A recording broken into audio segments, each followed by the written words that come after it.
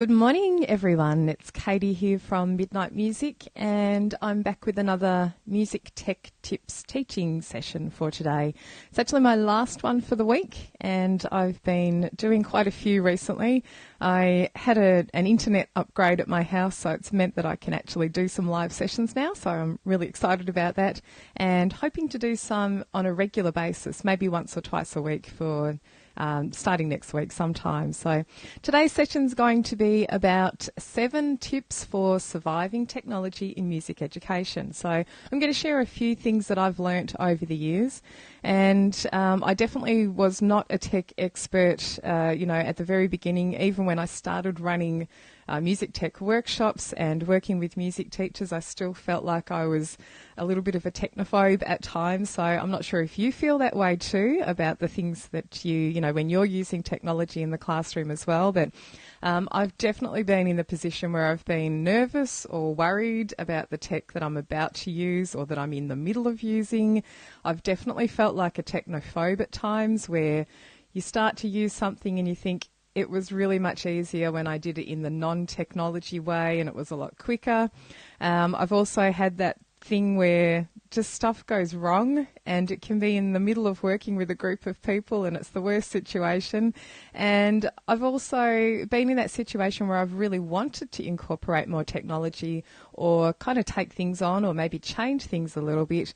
And it just makes me a little bit nervous or not sure where to start. So if you've ever felt like that, I'm hoping that you'll find some of the tips that I'm going to share today useful. I've developed some techniques over the years to help me cope with all of the technology, and I found that the things that I do really do help.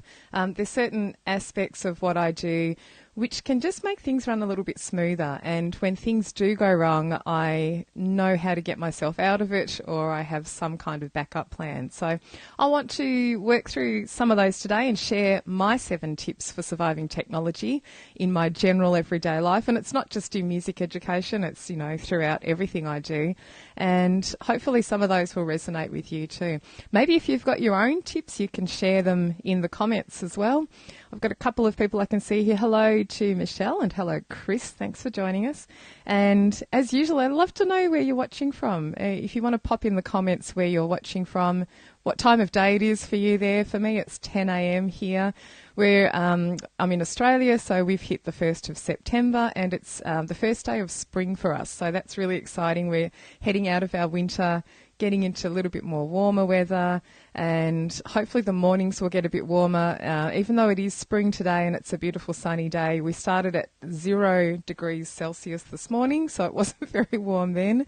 I quickly got up and put the heater on and, let the bathroom warm up a little bit before I jumped in the shower this morning. So looking forward to a little bit more warmer weather, and, it's much nicer in the day, so... Excellent. Chris it's 8 p.m. for you. Excellent. St. Cloud, Florida, is that by Disney? Oh, that's exciting. I've never been to Disneyland. My kids who are, grade 5 and 6, I've got 2 boys, grade 5 and 6, they are dying to go to Disneyland. So we will have to try and do that at some point. I'm not sure when we're going to be able to do that, but I'd love to get across there and take them around and do that. Lots of fun. Lots and lots of fun. I'm going to get started. So I'm going to share my 7 tips for surviving technology in music education today. I'm also going to make this, if there are some questions from people, a chance for people to ask anything. It can be anything music technology related or even just general technology related. There's a lot of technology things I incorporate into my life to do things like improve productivity. And so if you've got any questions about that, maybe you want to ask those general questions too. So feel free. I'll get started. I'll pause every now and again and see if there are any questions to answer and get back to the tips after that. Just checking my list here. So my first tip for surviving technology is actually to practice. And I often tell music teachers it's really like using a musical instrument. You've really got to practice just a little bit all the time if you want to incorporate something, and particularly if it's something new that you've never done before. So it might just be a simple app that you want to incorporate, or perhaps you want to start using Google Classroom because that's been rolled out in your school or your district, or maybe you want to start doing digital portfolios with students, or perhaps you want to start using a notation program instead of handwriting scores. Maybe you want to just do simple things like sharing documents electronically rather than doing as much printing as you have done in the past. So all of those things, can be daunting. And my advice here is to treat it like learning an instrument and definitely practice. So start really small, choose one thing, and then use that one thing often or do that one thing frequently until it becomes a situation where you're relaxed with using it and it's not a big deal anymore. So I'm much more comfortable when I've done things a few times. And, an example recently for me is running these Facebook Live videos. I did my first one last week sometime, and the first one's always the worst. You're not sure what's going on, how it looks, how it feels. It's a weird situation just sort of talking to yourself into a microphone because that's what it feels like, even though some people are watching. It is a weird situation. So I knew that if I did a few in quick succession, that it would become much easier and much more relaxed. So today's one, which is number 5 or 6, I think, that I've run so far.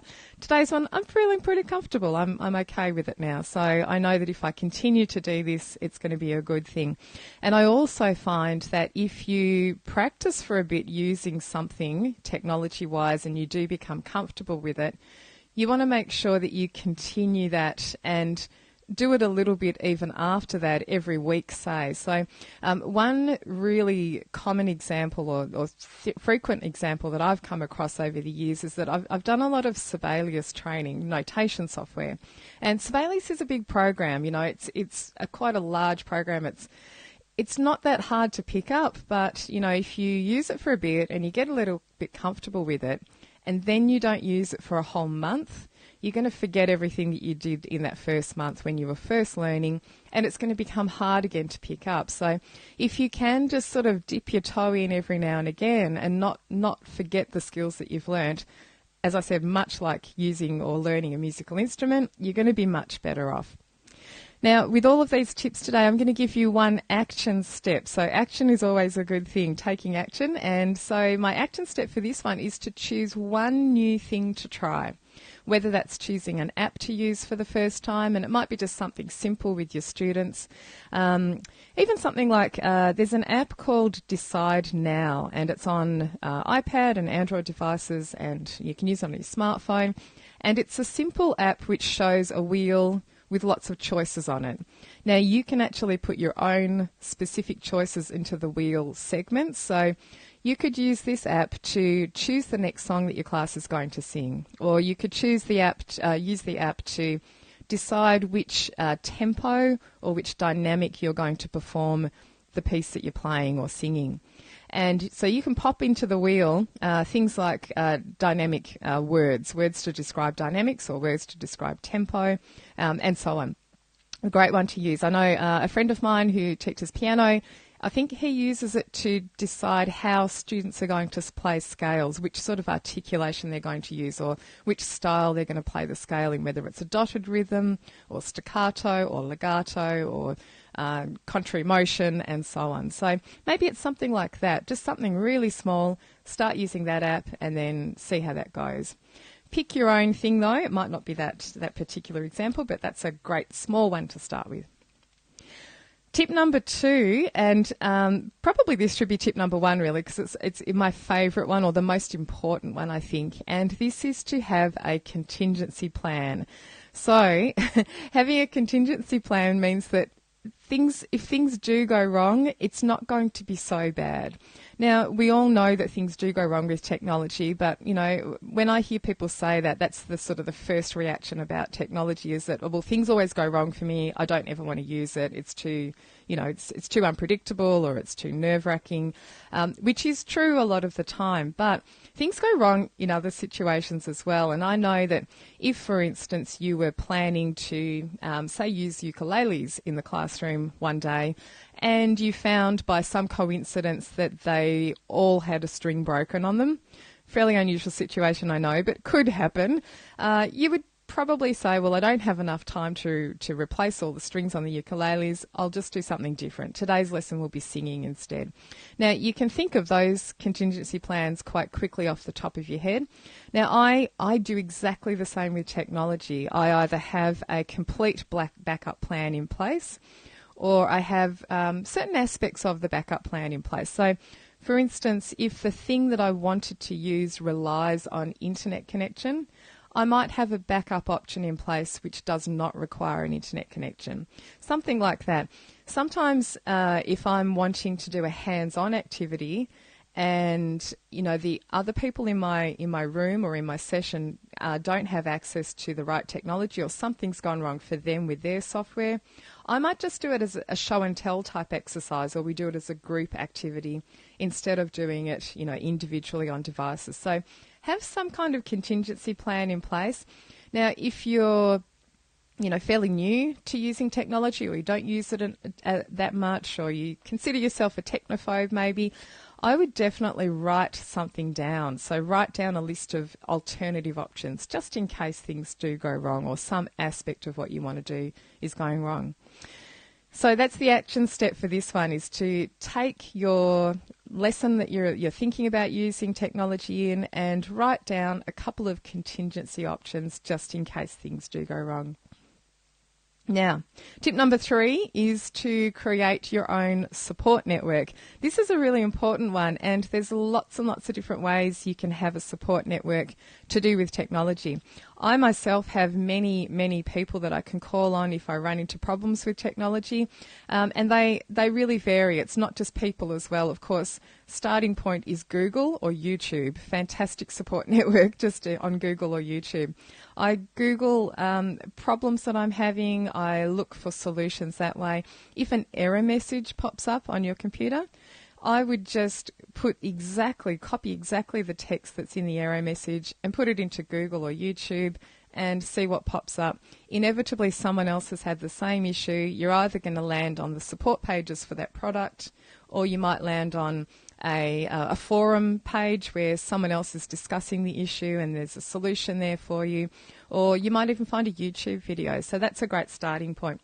I also, though, have a network of friends that I can call on at any time who are, you know, tech savvy, who might have more experience in the software program that I need help with, or with the, you know, the systems that I'm using or the setup, and I can contact them. They may be close by, they may be people that I see in person, or they might be people that I am in touch with in an online world, in the online basis. So I can message people, I can call them up, I can Skype them, we can share screens if we need to. So this might be colleagues at your school. Make friends with someone who knows, you know, the software system or the product that you're using, or if it's Google Classroom, there might be someone who's not actually a musician, but it might be the maths teacher or the literacy teacher at your school who's like the Google Classroom expert. You might have an e-learning coordinator type person, and they might be the one. The IT person at your school is a great person to make friends with, and really good to keep them on side and keep them happy, because there's going to be a time definitely that you're going to need their help. So that's definitely a big person who's part of your support network. Teenage friends, or sons or daughters or nieces or nephews or friends' children are great, because they have less fear about technology than those of us who did not grow up with it, I think. And so they're often great people to ask for help. And even if they don't know the specific software program, they might be able to think of a way to get around the issue that you have. And sometimes it's a case of thinking outside the square a little bit. Other things that you can do are join a Facebook group. There's a number of Facebook groups that I'm a part of, and some of them are music education related, some of them are technology related, and some of them are music technology related, and everything in between. So there's a big group called Music Teachers, just music teachers, and there's about 21,000 people in that at the moment. It might be a bit higher. That one's a great one to join. It's a very busy group though, so sometimes if it's a busy time of the day, like this time of the day, sometimes your question might get a little bit lost. So you can do a few things to make it more noticeable, post it at a good time of the day. You might want to comment on it to sort of bump the comment up in the feed a little bit. And that's a great place to get information from. Now there's a smaller Facebook group which is called I Teach Music Technology, and that's a great place to ask questions about technology. There's a lot of advanced users in there and who are really friendly and really helpful when it comes to helping out other people who are on any level of technology use. So you can be a complete beginner and be part of that group and ask advice of the members, and they are all really willing to help. So I'm a part of that group too, and I'll jump in if I see anyone ask questions in there. Now, I also have an online community, and so this is one of the reasons I started my online community, and this is a professional development space for music teachers, was because I was getting asked a lot of questions. I was the support network for some people, or a lot of people that I have contact with through my newsletter and so on. And because I was getting so many questions all the time, I just can't answer them all by email. There's just simply too many to keep up with, and I really hate leaving people unanswered, and I really want to help people out. So I found the easiest thing to do was to start this online community, which is a paid space. There's a lot of training in there and lesson plans and so on. But one of the great aspects is that there's a place to ask questions. And the best thing for me is that I can answer the question once, and then anyone who has that question in the future can just go and search for it, or I can point them to that answer. And it means I'm not having to answer the same thing over and over and over all the time. There's a place where I can send people. So that's become really useful. I'm even asking my own questions in there, because sometimes those of you who are music teachers are using aspects of technology that I don't have experience with, and it gives me a chance also to say, what's your experience with this, and how do you find it, or how are you using it with your students, or what's worked or what's gone wrong. So for me, it's also a great place to ask questions and get some help. So the action step for number 3 is to connect with some sort of group. So you might start with one of the Facebook groups that I mentioned. You might connect with someone at your school who's experienced in the thing you want to know more about. You might just sort of make friends with your IT person to keep them on side, and you know, you're more comfortable in asking them questions if you do that. So that's a great thing to do. All right, number 4 tip is to take a learning shortcut. That's what I'm calling it. And by this I'm meaning to take a shortcut when you're learning something new and find out information that's already there that's going to help you learn the new software or the new system much more quickly than you do. So by this I mean take a workshop, or take an online course, or find free information online. You know that there's a lot of YouTube videos out there for everything. Now, there's a massive variation in quality of YouTube videos, so you might not always find what you want. But it's a great place to start. So go and search for a course or take a shortcut. There are some general online spaces where you can take courses which are not education specific. So things like lynda.com, Lynda, is an online course area, and you can pay to do courses on there. There's also Mac Pro Video if you're a Mac user. There are some excellent courses in lots of music software on both of those platforms, and other general things too. Lynda.com I know has, you know, things like courses for PowerPoint, for instance, which a lot of people use to create worksheets. So take a shortcut, you know, rather than wading through some reference manual, take a shortcut and do a course. Of course, my online community, again, has a lot of courses in there, and mine are specific to music educators. So GarageBand courses you can find a lot around online. Mine is specifically for educators who want to use it in the classroom. So mine covers ideas for lessons and that sort of thing, so a bit more specific. That's one of my favourite things to do. I always, I pay for a lot of courses myself and just cut to the chase and do that, and it just saves a lot of time. So action step for this one is to search for a course or some sort of tutorial video that is in the topic area that you want to learn about, maybe a new software program or a new app or some ideas for something.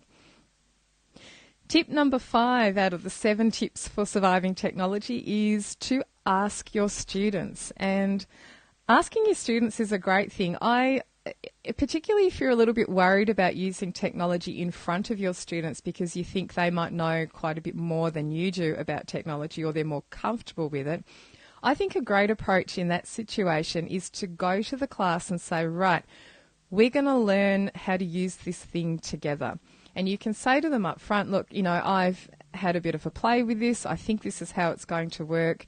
But let's test it out together and see how we go. And it's great if you ask the class, has anyone used this software or this app or this system? And you might find that there are a couple of kids in the class who are, experts at that particular thing.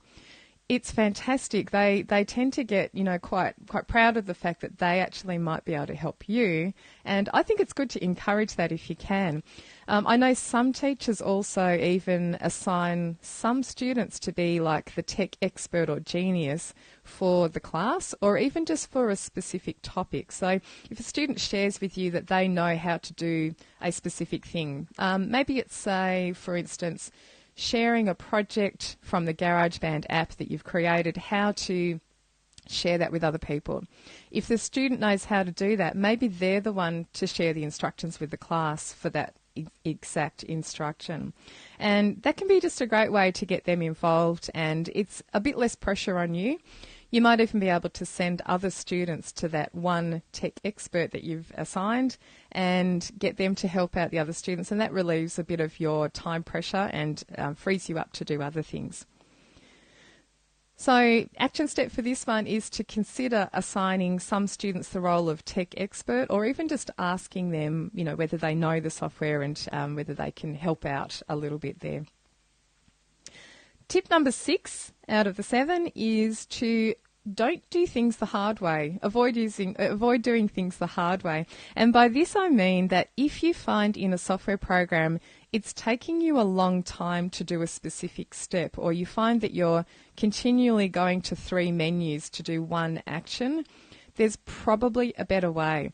Now, I'm not always the best person. I don't always take my own advice on this, but what I try to do is if I'm finding something's taking a long time, or if it's kind of annoying or monotonous to do something in a software program, I am pretty sure that in all cases there's a shortcut or a better way to do it.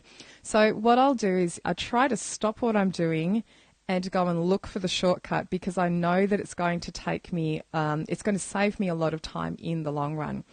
So for instance, I'm going to give a couple of really basic examples, and they might be shortcuts that you totally know already and that you use all the time. But when I've shared them in workshops in the past, I found actually there are some people who don't use them and don't know them. So for instance, in nearly all software programs, the shortcut Control-Z or Command-Z if you're on a Mac will undo your last action.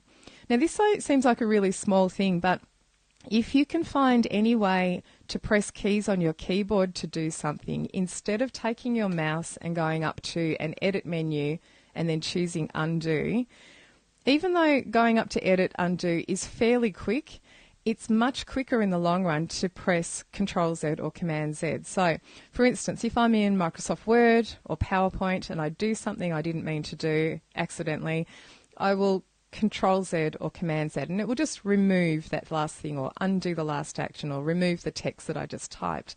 Now, this works in Sibelius, it works in GarageBand, it works in Mixcraft, lots of the online software programs, Soundtrap and the Google Documents and all of those things. Even when I'm typing a message post in Facebook, like a status update, if you type something you didn't want, Control-Z or Command-Z will just get rid of that last thing. So that's, it's a shortcut that a lot of people do use already, but I'm often surprised to find that some people don't know it. And it can just be much quicker. It's even quicker really than picking up your mouse and right-clicking and choosing undo, which is something I see a lot of people do. Anytime you can avoid picking up the mouse, you're going to save time. And I really love this idea.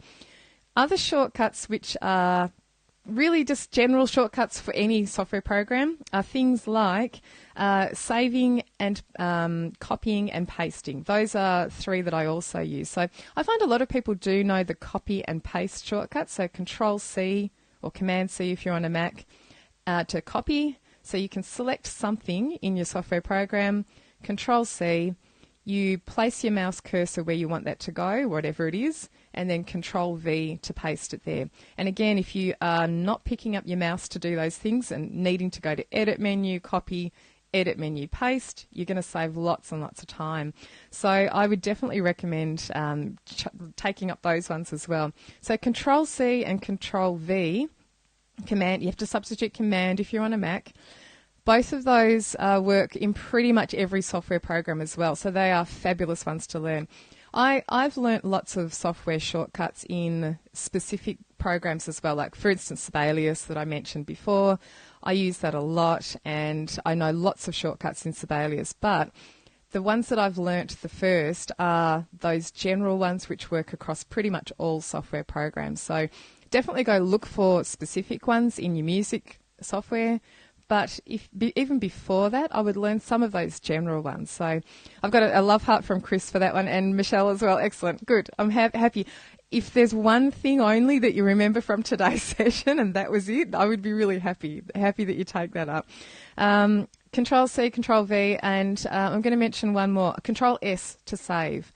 I press Control S frequently throughout, using any software program, and that just gives me peace of mind that I'm saving. It saves going up to File menu and Save. You can just go Control S or Command S if you're on the Mac. I won't mention lots of other shortcuts. There are hundreds of other ones that you could potentially learn, but if you don't already use Control Z to undo or Command Z to undo, make that your one today. Make that one to pick up.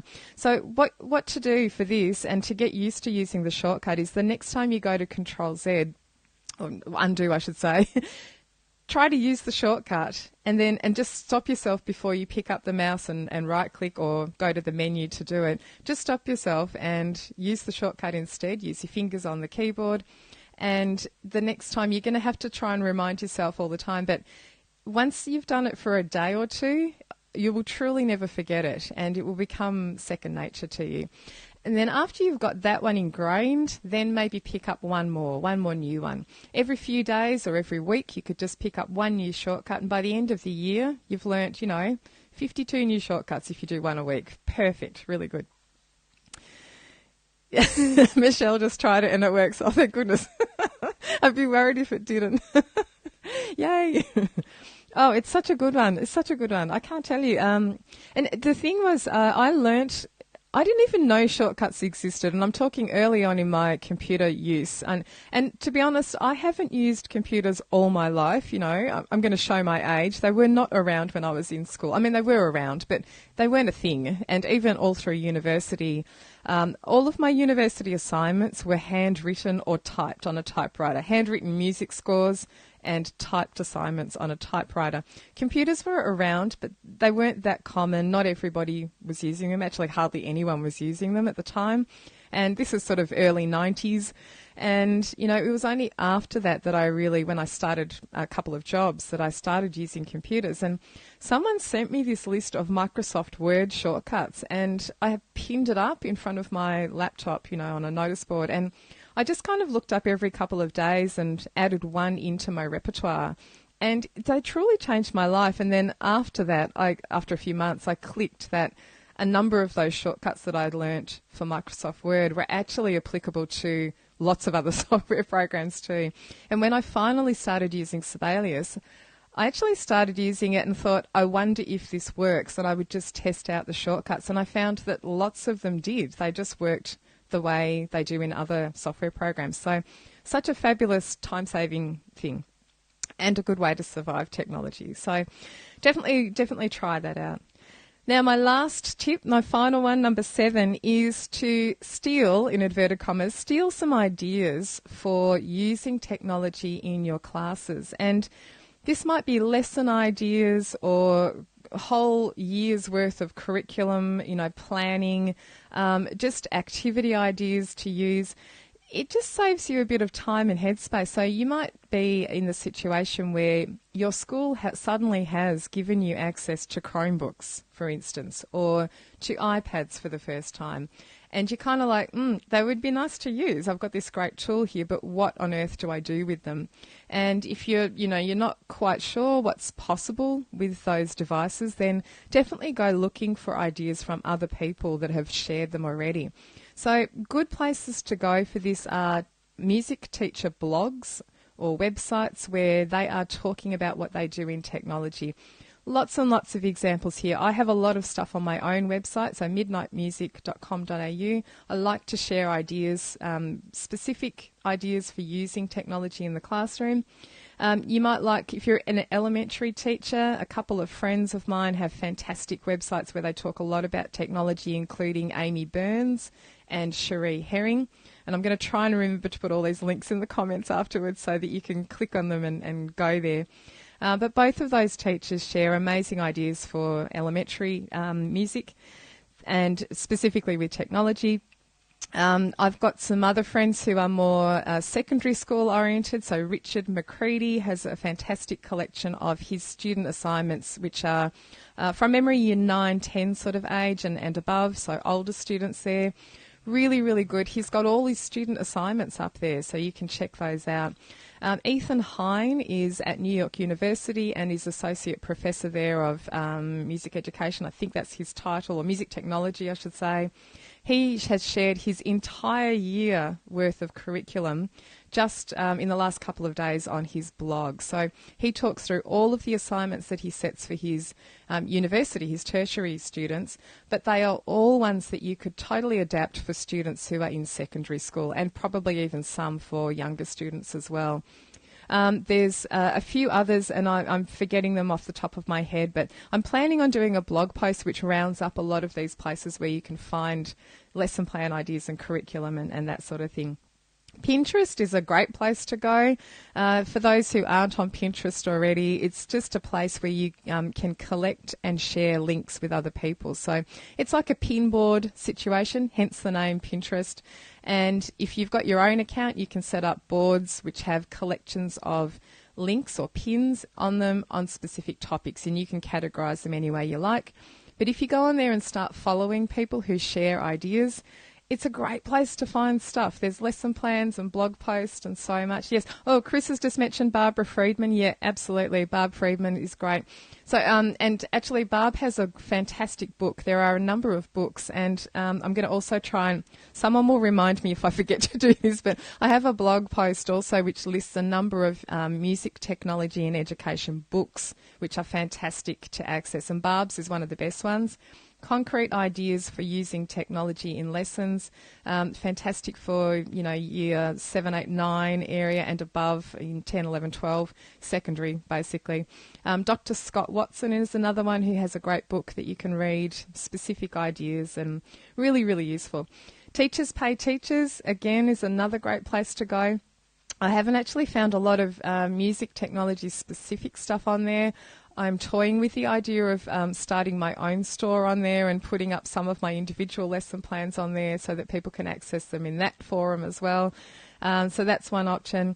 My own community that I mentioned earlier has lots of lesson plans in it, and I'm currently adding some more in there which are very, very much to do with kind of device non-specific lessons. So if you've got Chromebooks or iPads or Macs or PCs, my latest collection actually caters for all of those because they use free online resources, and they're just sort of general ideas which you can adapt for primary and secondary kids as well.